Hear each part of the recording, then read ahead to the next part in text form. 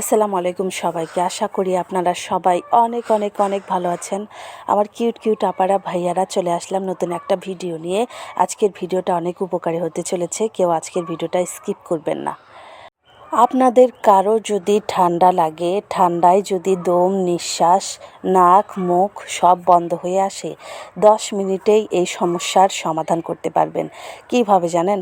আমার হাতে একটা মুড়ি দেখতে পাচ্ছেন। এই মুড়িটা কিন্তু প্রত্যেক হাটে বাজারে দোকানে সব জায়গায় পাবেন। এই মুড়িটা কিন্তু আজকে আমি আপনাদেরকে তৈরি করে দেখাবো। এই মুড়ি খেয়েই ইনশাল্লাহ আপনার নাক বন্ধ, কান বন্ধ, গলা বন্ধ এবং বুকের চাপ ঠান্ডা সব কিছু 10 মিনিটের মধ্যেই ক্লিয়ার হয়ে যাবে। তবে চলুন শুরু করি। আমি কিভাবে আজকের এই খৈবা মুড়িটা তৈরি করে নিচ্ছি। আজকে কিন্তু আমার হাজব্যান্ডের প্রচুর পরিমাণে ঠান্ডা জ্বর এসেছে, তাই সে হাটে গিয়েছিল। হাটে গিয়েই এই খই বা মুড়ি কিনে নিয়ে এসেছে।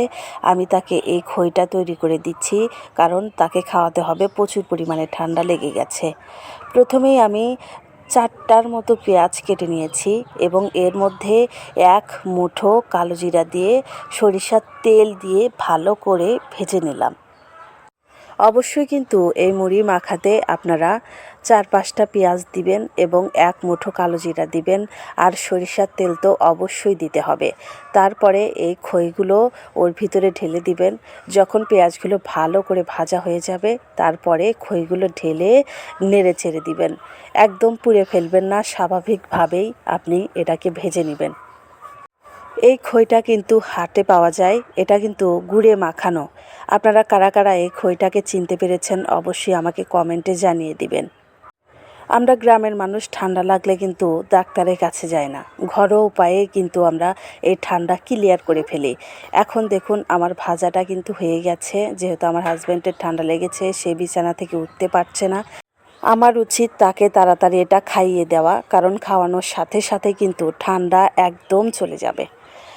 কথার ফাঁকে আর একটা কথা, যদি ভিডিওটা আপনাদের ভালো লেগে থাকে দয়া করে একটা লাইক কমেন্ট শেয়ার করে আমার এই ছোট্ট চ্যানেলটাকে একটু সাবস্ক্রাইব করে দিবেন।